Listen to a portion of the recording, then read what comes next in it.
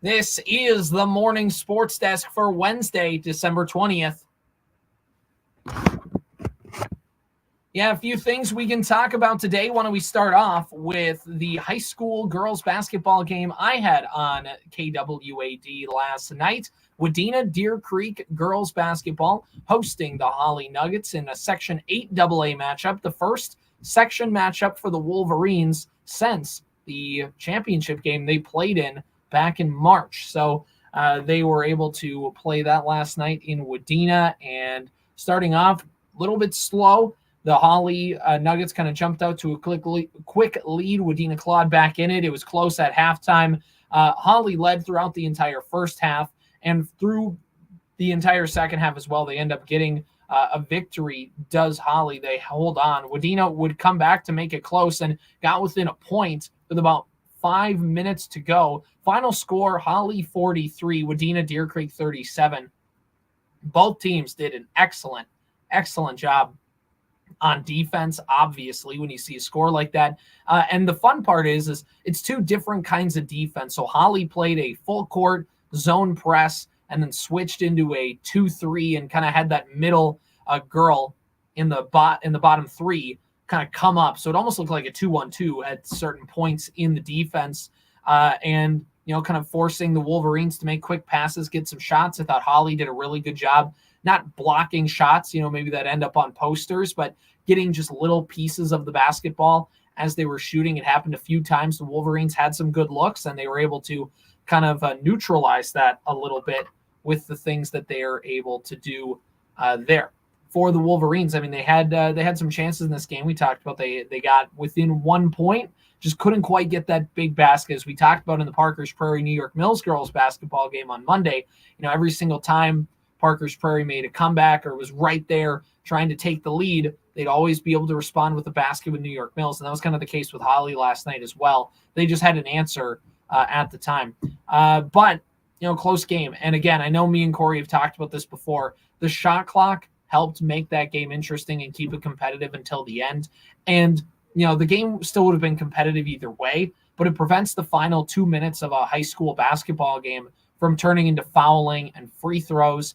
And it still does happen at the end, but it makes teams have to play a little bit more basketball. You're maybe fouling with 2 minutes to go in a game without the shot clock. With the shot clock, you say, hey, we can force you to make a shot. We can get a stop on defense and get the ball back without having to foul and without having to send you to the free throw line.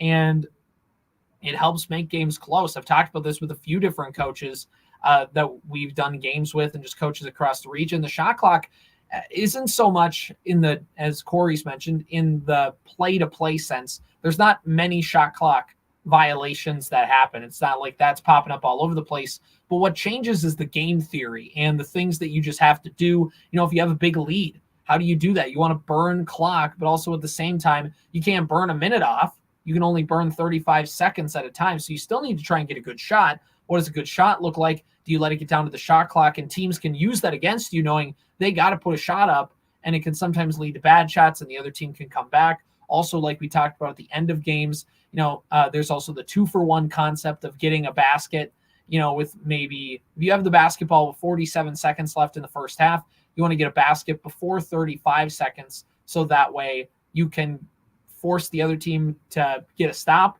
and then you can get the last shot of the half and try and steal an extra possession, stuff like that. I know it's probably not quite there for most teams to run yet because teams are still getting comfortable with the shot clock, but at the same time, it'll kind of be an interesting development as the season goes on. But overall, a fun game. Wadena Deer Creek girls basketball will be on the airwaves on Friday night. That's our next high school basketball game that we have. They're going to play Park Rapids area over on the Superstation K106 Friday night. Tonight on our broadcast schedule, should mention, over on the Superstation, X's and O's with Vikings head coach Kevin O'Connell at 6:30. And with the Vikings, they, of course, named Nick Mullins their starting quarterback. Jordan Hicks might be coming back, at least going to practice and try and work some things out. I know Ivan Pace had a really good game in Cincinnati, but still getting that defense, another starter back in the fold, another good player in the linebacking core, helps things out a lot, at least giving those guys a little bit of a rest. I love Ivan Pace. He's a great story, undrafted rookie linebacker, doing a lot of really great things, but also he's undersized. That's why he didn't get drafted. He's just not a tall guy. He's bulky, but he's not tall. He's not 6'5", 280 pounds. He's like 6 foot even or 5'11" or something like that, where, bigger teams can just kind of go right up the middle at you if they want to do that all game. Hicks at least kind of can help neutralize that in a sense. But anyway, I digress a little bit there. The Wild get an overtime win last night. They beat the Boston Bruins on the road 4-3 thanks to 2 goals from Kirill Kaprizov. Cappy capped off the Wild win with a overtime goal to put them ahead 4-3. They win game 2 of a back-to-back. They are off. They are going to be playing at home against the Montreal Canadiens tomorrow night at 7 p.m. from the X in St. Paul. The Timberwolves, as we've talked about, are going to be on the road tonight. They're going to play Philadelphia and a 76ers team that has Embiid, a 76ers team that seems fully healthy. I believe the Wolves played Philly once this year at the Target Center, but it was without Embiid because it was the second night of a back-to-back on the road. So now it's home. The Wolves are on the road. They're going to face Embiid. How will Gobert and Naz and Cat handle that challenge? It'll be fun to see. But the Timberwolves yesterday were off. Boston was not, and they lost. So Boston is a 20-6 record. They're the best team in the Eastern Conference. The Minnesota Timberwolves are the best team in the Western Conference with a record of 20-5. Right now, your Minnesota Timberwolves are the best team in the NBA. Wolves all the way back. We're so the ones, Jack. We are so been A5 from day 5. If you're Anthony Edwards, I as me and Corey have talked about before on air and off air, I literally do not know how to handle this Timberwolves team being this successful. Whether it was their most impressive win of the year, I think, on Monday night in Miami, a 17-point comeback on the road, Cat fighting some demons there with Jimmy Butler, the Wolves getting the win, just everything about that screamed best win of the year. Fully healthy Miami Heat team on the road. You get the win, 17-point comeback and all that, and you smother them in defense. And that's what the Wolves have been able to do. They start slow in games, which is maybe their critique. They don't quite have the bench scoring, and especially the three-point shooting, maybe, but you can always add that at the deadline. You can always add a bench guy who can shoot at the trade deadline. But, those are a couple of critiques. The best thing the Wolves do is they play well in the second half. And on the defensive side of the basketball, they held Miami to 42 second-half points on Monday night. And it's been a theme throughout the rest of the season, is that they, a team is kind of close with them at halftime, and all of a sudden in the second half, boom, Wolves win by 15. Not because their offensive output is always amazing, but it's because their defense can just smother teams in the second half. They make those really, really good adjustments. And remember, the Minnesota Timberwolves, for years, it always felt like the third quarter was their kryptonite. They would be competing with the team. They'd have a bad third quarter, and sometimes they'd be able to dig themselves out of it. And other times they'd lose, and you go, well, yeah, their third quarter stunk. They're one of the best teams in the NBA in the third quarter. It's really, really fun to kind of see that develop. But all I'm trying to say is I have no idea how to process the Wolves being this good. And some people can look and say, the Timberwolves, as I've said before, the Timberwolves have to prove it to me to get invested. But when you go 20-5, best start in franchise history, yeah, you've earned the benefit of the doubt at that point. I think that's the important thing that we need to think about here is, yeah, the Wolves are one of the worst franchises historically in North American sports since their inception. They've been bad, a perennial dumpster fire outside of the Kevin Garnett years. And this team that they have right now is the best team in franchise history. We need to just get behind it. Get on the bandwagon. I don't know if this team can win a championship. I'm not going to sit here and say the Timberwolves are going to be this year's NBA Finals champions. But what I am going to say is this is the best team we've ever seen from a Minnesota NBA team since the Minneapolis Lakers. Get on the bandwagon.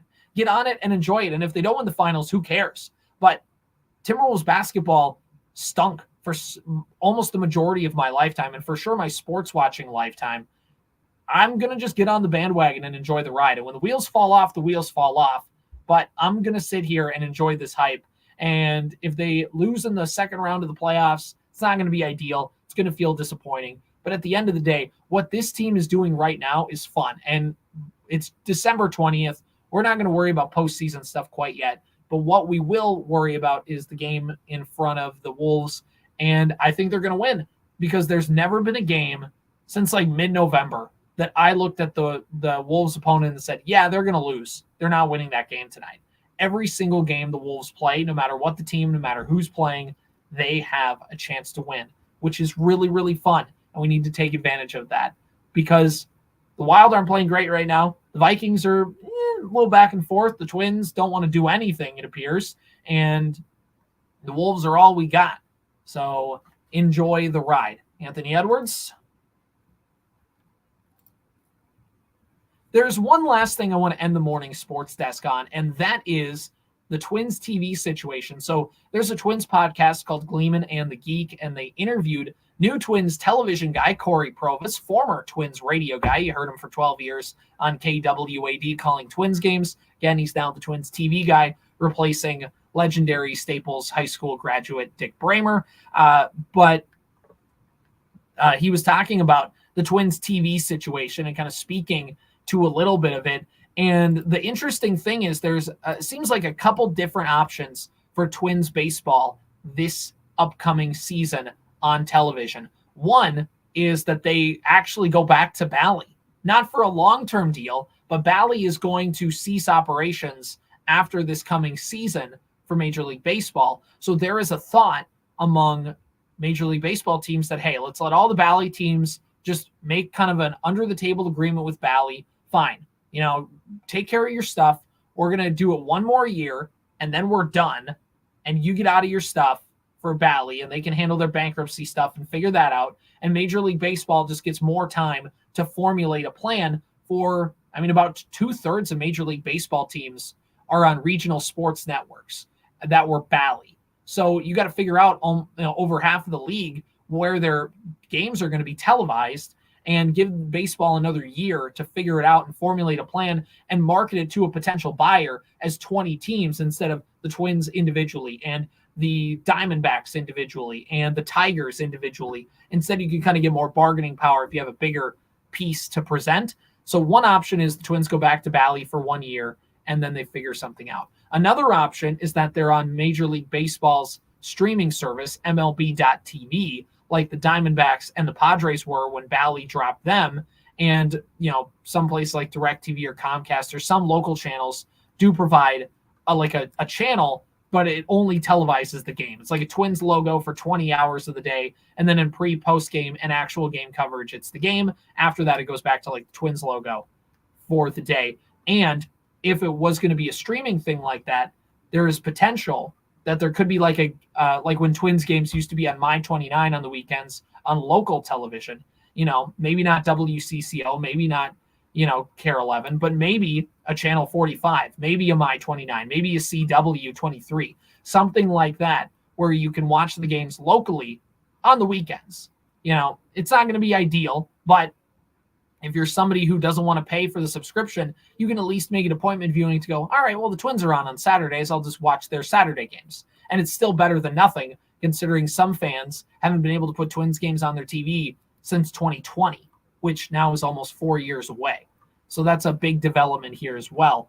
But this interesting story from the Newswire says Amazon is in talks potentially to take over broadcast rights that Bally had. The New York Times is reporting the tech giant is actively negotiating a multi-year streaming partnership after Bally filed bankruptcy earlier this year. The Twins, of course, are one of those teams that would be potentially in that mix. They have yet to name a TV partner for 2024. Amazon's Prime Video, of course, doing Thursday Night Football. They do some Premier League soccer. They're trying to dip their toes into the sports world to get people to buy their subscriptions. I already have a Prime membership, so that actually be a pretty good thing for me. But I get it for some people. It might not be the most ideal situation. People just want it on a cable package so they can watch it without having to pay extra.